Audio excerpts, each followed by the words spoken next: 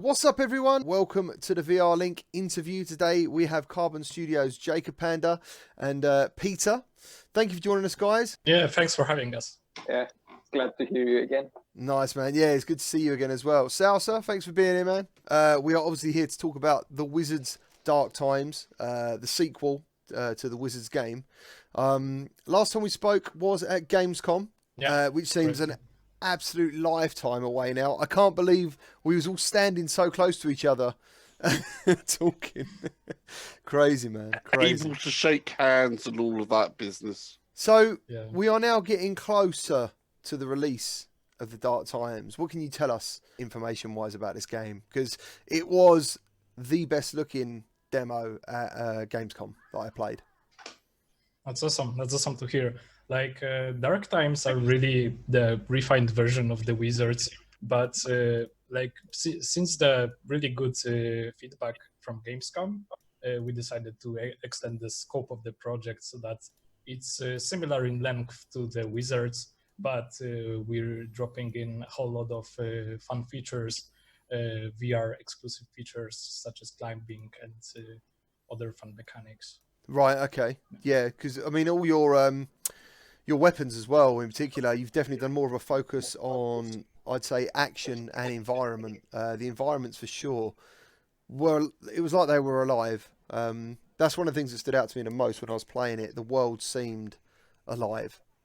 The main complaint with the base Wizards was that the game was really arcade-like and slowing you down and locking you down in arenas. So we really were hoping to move away from that design in Dark Times. So as you said, the world is not divided by any magical barriers.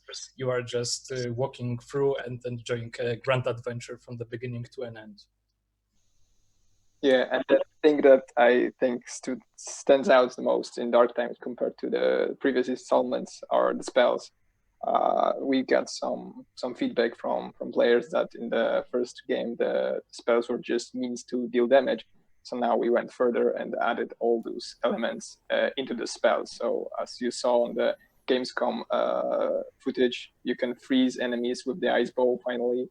You can electrocute them with lightning. We've added more spells from these elements. So there is much more going on this level, and each spell plays differently. So players can find their favorite spell again, but this time it will have more depth to it and more. And this is one of the big things, of course, from the first game and continuing on, is that unlike most other games out there where it's push a button or go through a menu to get to something, how you activate a spell in here is you would actually go with your hands and bomb. Yeah, that's what made the game stand out, wasn't it? That you actually do cast the spells like a wizard.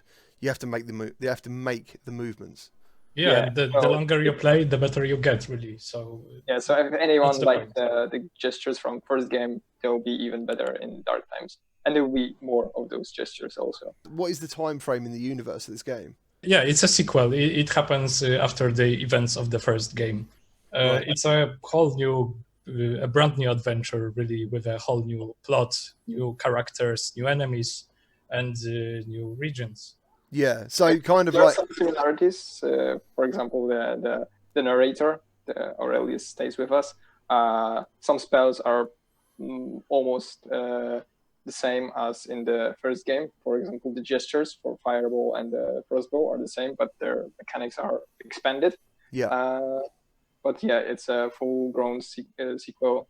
So even if you didn't play the first game, you'll still enjoy this. But right now, it's still on the sale, the first Wizards. Right. So it's the perfect time to grab it and play it before Dark Times comes out. Yeah, and the original Wizards is on pretty much every single headset now. Yeah.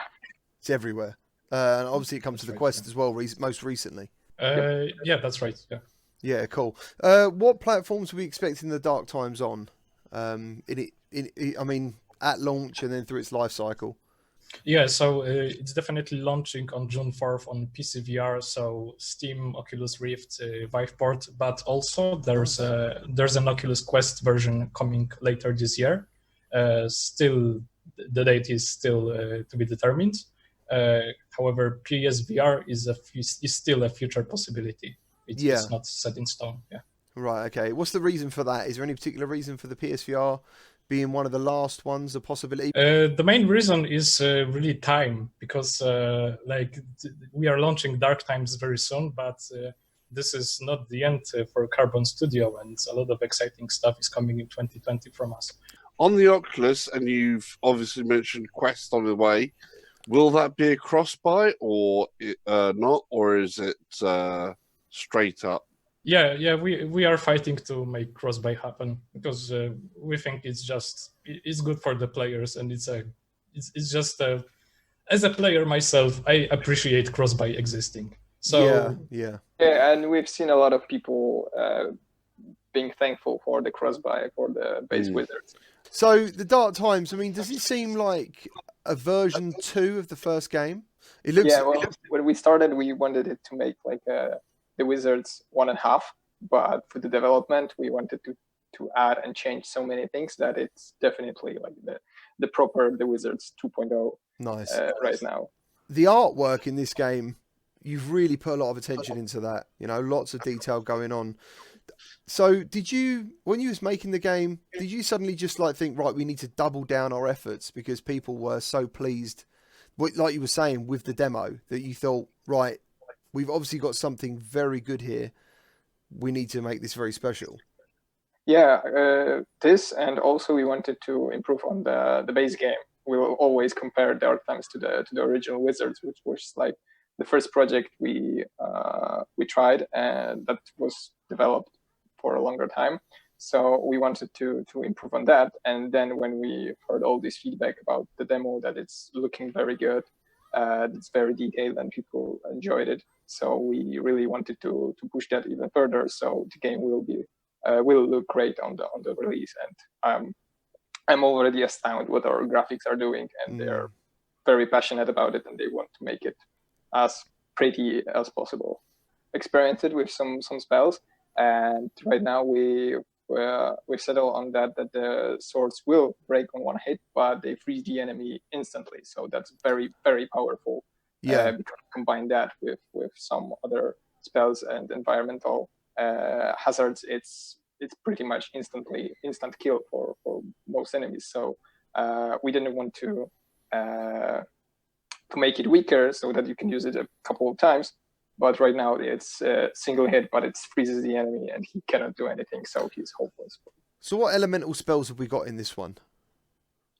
So you got the fireball, so that's like the basic spell for every wizard.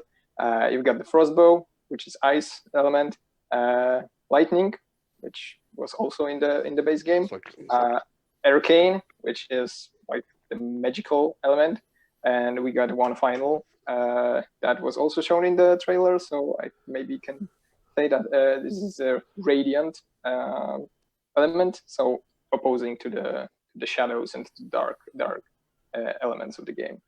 Oh right, okay. So you basically it's light versus dark. That's what. Yeah. Because you were saying about dark and light, and I was sort of like, does that mean I can play the bad guy? Well, one of the aspects of the game that we really enjoyed while watching Let's Plays and stuff, that people really get into role playing, and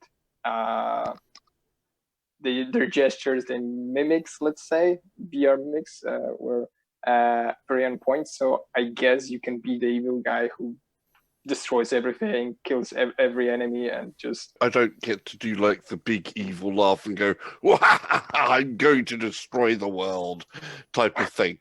You know, no one is preventing you from doing that. It's just that, you can do that, absolutely. You can become the emperor. You can, cast lightning on everybody. You can do that. The game's plot actually wants you to save the realm again, but you are free to put any narrative you want. Are we expecting any boss battles? Yes, there will be. People enjoyed those from the original Dark Times, and we want to bring those also in Dark Times. So yeah, there will be something to look out for. Some other additional stuff that will come out later after the release. Right. Okay. So June the 4th. Yeah. June very 4th soon. for PC VR. Yeah. That Which is almost a year after your first reveal trailers of this. Yeah, it just so happens. How many people work at Carbon Studios? It's around 25 people now. Right. Yeah, about that, maybe more. And we're expanding the team for the next project. So Yes, the next project. yeah. I'm glad you guys are still in VR. I take it Carbon Studios is going to remain a virtuality development studio. That is that's yeah. the idea. that is We are a always VR exclusive studio and will remain one for the foreseeable future. So what can you tell us about the story of the game? Yeah, as you saw in the trailers and some, mostly in the trailers, we are sent on an adventure again with our buddy Aurelius, who will be telling us what to do again. So you're on the quest to save the realm from an evil witch, Abigail. She is like the embodiment of darkness in this realm, and we have to stop her to bring. Yeah, she's a fallen elven priestess who created the dark plague that is troubling Meliora. Consuming the land. So what sort of options and play length are we looking at in this game? Is it different chapters, part of the story? Is there any DLC planned? I mean, right now we have two main regions divided into several levels. So the structure is similar to the first Wizards, but it's more linear. You don't need to go back to your hub, to the castle after every mission. It's more streamlined, more an adventure. Yeah, there's a post-launch content update timeline because there are some features that we can't quite deliver for launch, but these are features that were highly requested by the Wizards community, so we really wanted to incorporate those features. We want to support the game after launch, so people get involved into it and come back to it every once in a while. So we've got some goodies in the bag. Nice. Is there varying levels of difficulty on this game? Yeah, there are. We want to compel all the players that are just for the adventure. They want to have fun. They like the story or the jokes. So they can do that. And we also want to add a step higher difficulty for those who really want to get into the mechanics, into the spell casting, and just be perfect at it. So we want to everyone to have as much fun. The people that go, I want to be challenged by this game and know that I'm fighting to get over a challenge, and then those who want to be dragged by the story and be pulled into the narrative side, essentially. Yes, we got some people like this in the studio. Some are more focused on the mechanics. Some are they are not so proficient with their spells. So we want to all of them to have fun. So we have to be ready for that. You saying that, man, do you ever think about doing a multiplayer? Because obviously it sounds like some people are better at being a wizard than others. Like, do you know what I mean? Some people are naturally better at casting spells, considering none of us have got magic. Have you ever thought about a multiplayer side of the game? We're thinking about multiplayer all the time. People are asking about us about multiplayer all the time. Yeah. So should we put it as co-op rather than multiplayer? Because obviously that's a different aspect. Is fighting against each other or fighting as one? Well, both. Yeah. Both would be great. Yeah, there's a lot of technical things that goes into that in this game or any other. And since Dark Times were designed as a single-player adventure, this is what we focus on. But we're getting more and more questions about multiplayer. So we are looking into this topic. We've never done it, so we are taking cautious steps in this direction. But we're thinking about it.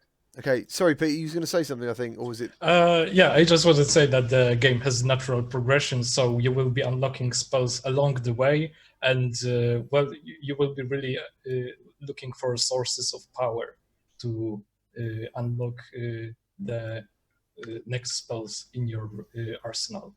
That's interesting. So as you travel through the world, you will discover more and more advanced, more spells and more advanced forms of these spells.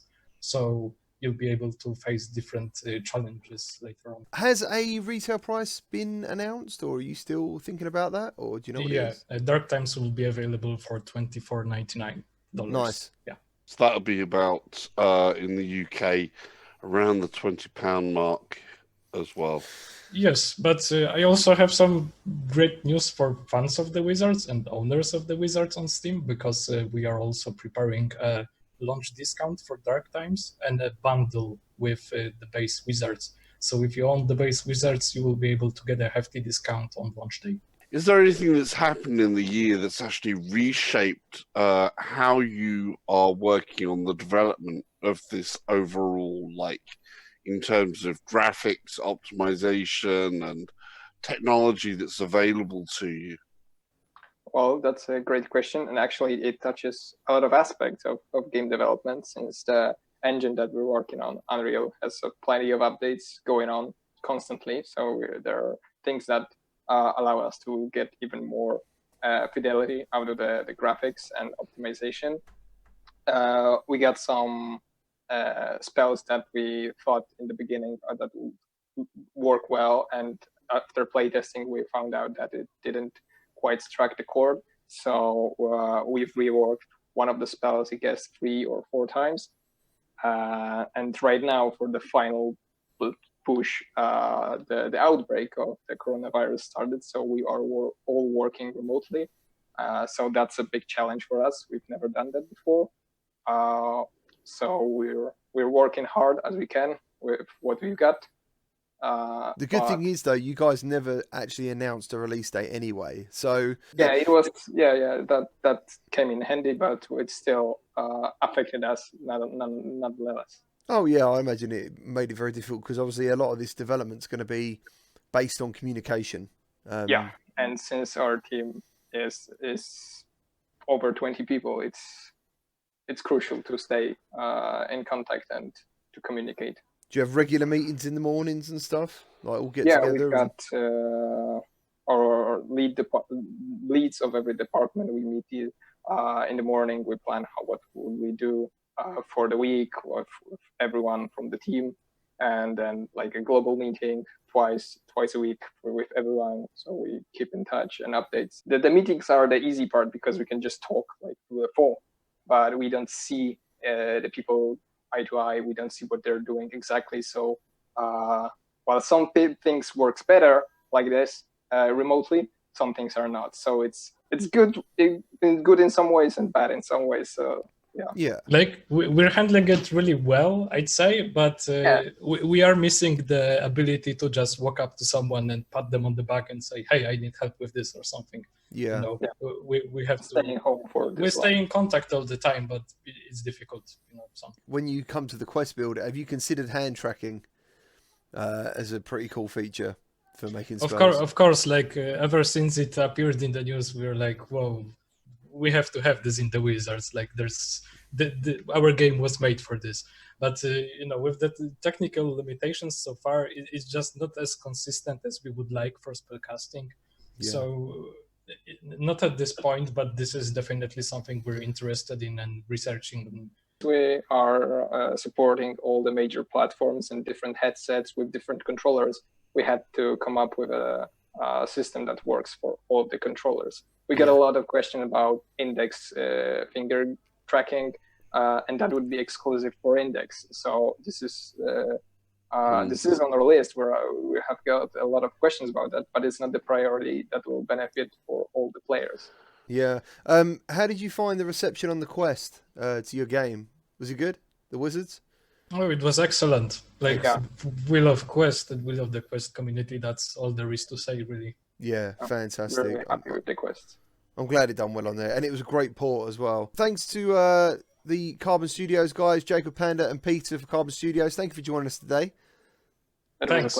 Thanks. I can't wait for the full release on June the 4th. Thank you to Salsa for joining me today from the VR Link. Yeah, we'll be in touch. Cheers, guys. Thanks. Have a nice evening. Thank you.